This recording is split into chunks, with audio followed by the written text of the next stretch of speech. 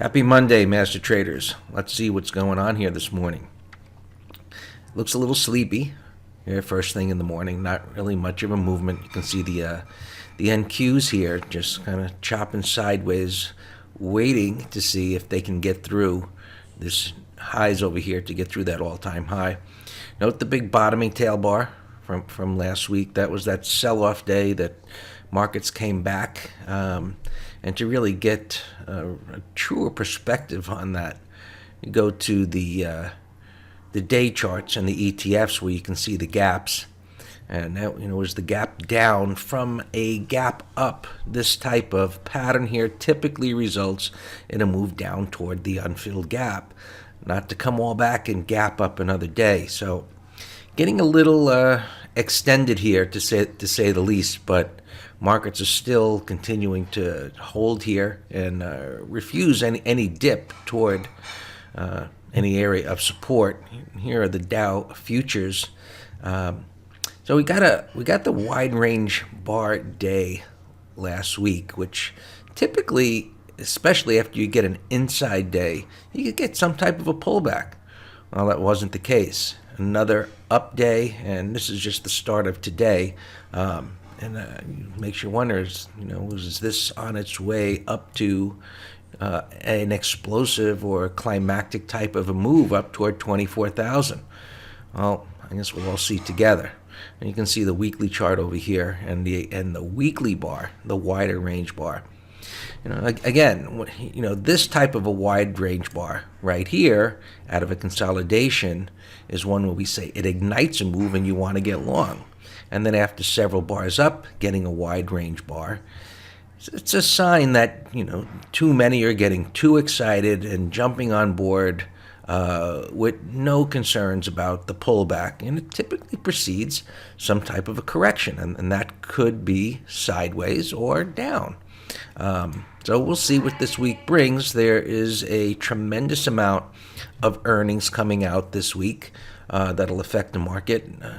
Many of the Dow stocks are reporting on Tuesday, Wednesday, Thursday, and then on Friday. So we'll have information every day coming that could be affecting the market. Let's take a look at the S&Ps.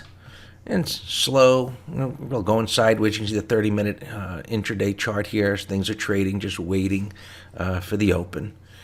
And the big bottoming tail bar, which is a line in the sand to be aware of. Gold, just not doing much of anything here unless you're a day trader. It looks like it's coming down to test this little support area here. You have a little mini type of a measured move here happening. We're pulled into really not much support there, but price is just held. You got a reversal day.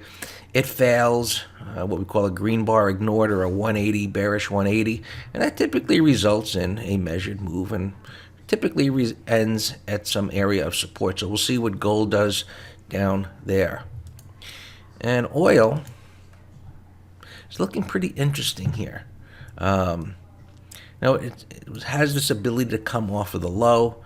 It dipped down to support and came right back up again, and now it's consolidating. And anytime you can get prices going sideways at an area of resistance in the face of a topping tail bar, that tells you buyers are continuing to step up here. So it's not time, just based on the pattern, for this to get moving just yet, but it's certainly something to keep an eye on. Now, that aside, holding up as it is, you have, that's not, wrong symbol there. These oil service stocks, they took a pretty good hit last week, even in the face of oil holding up here. So these oil service stocks pulling back pretty deeply. But as far as they pulled back here, just dipping down under the 50 and into this little support area right here. We'll see if they can begin to hold up and chop around here a bit and maybe get something going here, especially if crude breaks above those highs. Well, lots of earnings coming out. I think some things that are moving here this morning, I really don't see too much. STX, at least coming out of this resistance here. So gapping in the morning isn't always something to get involved when, gap trades are a staple of income traders and trading in the morning. And this is something of definite interest. I would much prefer that it hadn't been moving up Friday, or actually a down day and gapping up, but you can see it's up here around 37.50 and it's got room to go higher. Whereas something like Tesla, that is up here about 4 points prior to the open, but it's just within this congestion here. You see it's hanging there at 350. Not a big deal, even though, 4 points is it's a sizable gap percentage-wise. Not the biggest thing on the list here, but gapping up into resistance, not of any real interest there.